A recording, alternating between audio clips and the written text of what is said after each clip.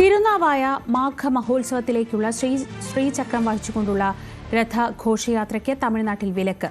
പുതുമൽപേട്ടിലെ ത്രിമൂർത്തി മലയിൽ നിന്നും തിരുനാവായ വരെയായിരുന്നു രഥഘോഷയാത്ര ഉദ്ദേശിച്ചിരുന്നത്. എന്നാൽ തിരക്കേറിയ റോഡിൽ യാത്രകൾക്കും കോളേജ് വിദ്യാർത്ഥികൾക്കും മറ്റും ബുദ്ധിമുട്ടുണ്ടാകുമെന്ന് ചൂണ്ടിക്കാണിച്ചാണ് തമിഴ്നാട് പോലീസ് അനുവാദം നിഷേധിച്ചത്. യാത്ര നിശ്ചയിച്ച സമയത്ത് കേരള അതിർത്തിയിൽ നിന്ന് തന്നെ ആരംഭിക്കുമെന്ന് സംഘാടകർ വ്യക്തമാക്കി. രാവിലെ മേരുപൂജ ചെയ്ത് മറ്റുള്ള സ്വീകരണങ്ങളെല്ലാം ഈ പല ആശ്രമങ്ങളിലും മറ്റുള്ള സ്വീകരണങ്ങളും എല്ലാം ഒഴിവാക്കി നേരെ പാലക്കാട്ടേക്ക് പ്രവേശിച്ച് മുൻ നിശ്ചയിച്ച പ്രകാരം പാലക്കാട് നിന്നുള്ള സ്വീകരണ പരിപാടികൾ തുടർന്ന് 22-ന് വൈകിട്ട് ഇവിടെ എത്തിച്ചേരുന്ന വിധത്തിൽ രഥയാത്ര പുനഃക്രമീകരിച്ചിരിക്കുകയാണ്.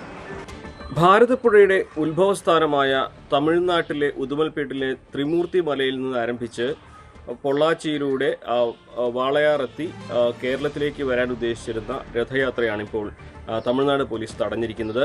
ഈ യാത്ര കടന്നു പോകുന്ന വഴിയിലെ യാത്രികർക്ക്, മറ്റ് യാത്രക്കാർക്കും വിദ്യാർത്ഥികൾക്കും ഒക്കെ തടസ്സമാകും ഈ ഒരു രഥയാത്ര എന്ന് പറഞ്ഞുകൊണ്ടാണ് ഇപ്പോൾ ഈ അനുമതി നിഷേധിച്ചിരിക്കുന്നത്.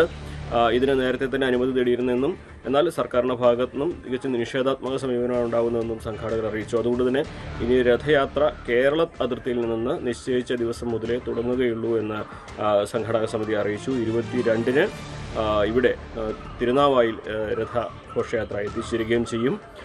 സാധാരണ എല്ലാവരും സഹകരിക്കുന്നുണ്ടെങ്കിലും സർക്കാരിൻ്റെ ഭാഗത്തുനിന്ന് പല തരത്തിലുള്ള ബുദ്ധിമുട്ടുകൾ ഉണ്ടാകുന്നുവെന്നും ഈ ഒരു സംഘാടക സമിതി ആരോപണം ഉന്നയിച്ചിട്ടുണ്ട്. നേരത്തെ തിരുനാവായിലെ ഇതിൻ്റെ വേദി സജ്ജമാക്കുന്നതിനെതിരെ സ്റ്റോപ്പ് മെമ്മോ നൽകിയ വിഷയവും അതുപോലെ ഇപ്പോൾ തമിഴ്നാട്ടിൽ ഘോഷയാത്ര തടഞ്ഞ വിഷയമൊക്കെ സൂചിപ്പിച്ചുകൊണ്ടാണ് സംഘാടക സമിതി ഇത്തരം ഗുരുതരമായിട്ടുള്ള ഒരു ആരോപണം ഉന്നയിക്കുന്നത്. പക്ഷേ ഇവിടുത്തെ സാമുദായികമായിട്ട് വലിയ ഐക്യം നിലനിൽക്കുന്ന സ്ഥലമാണെന്നും എല്ലാ സമുദായക്കാരും ഇതുമായി സഹകരിക്കുന്നുണ്ടെന്നും അവർ നല്ല രീതിയിൽ തന്നെയാണ് ഇതിനെ നോക്കിക്കാണുന്നതെന്നും സർക്കാരിനാണ് പ്രശ്നം, ജനങ്ങൾ നല്ല സഹകരണം നൽകുന്നെന്നും അദ്ദേഹം വ്യക്തമാക്കി.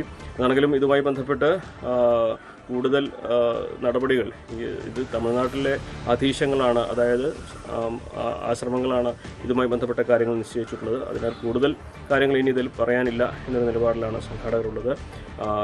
ഭാരതപ്പുഴയുടെ ഉത്ഭവസ്ഥാനത്തു നിന്നും ഈ ശ്രീചക്രം പൂജിച്ച് ഈ രഥത്തിൽ അത് വിവിധ ഇടങ്ങളിൽ അതിൻ്റെ ദർശനം നൽകിയും അതിൻ്റെ ചടങ്ങ് സംഘടിപ്പിച്ചും 22-ാം തീയതി കേരളത്തിലെത്തുന്ന രീതിയിലായിരുന്നു മുൻപത്തെ പ്ലാൻ. പക്ഷേ ഇതനുസരിച്ച് ഉള്ള രീതിയിലല്ല ഇപ്പോൾ കാര്യങ്ങൾ എന്നതുകൊണ്ട് തന്നെ നിശ്ചയിച്ച പോലെ കേരളത്തിലെ ഘോഷയാത്ര നിശ്ചയിച്ച സമയക്രമത്തിൽ തന്നെ പൂർത്തിയാക്കി ഇവിടേക്ക് 22-ാം തീയതി എത്തും എന്നാണ് ഇപ്പോൾ വ്യക്തമാക്കിയിരിക്കുന്നത്.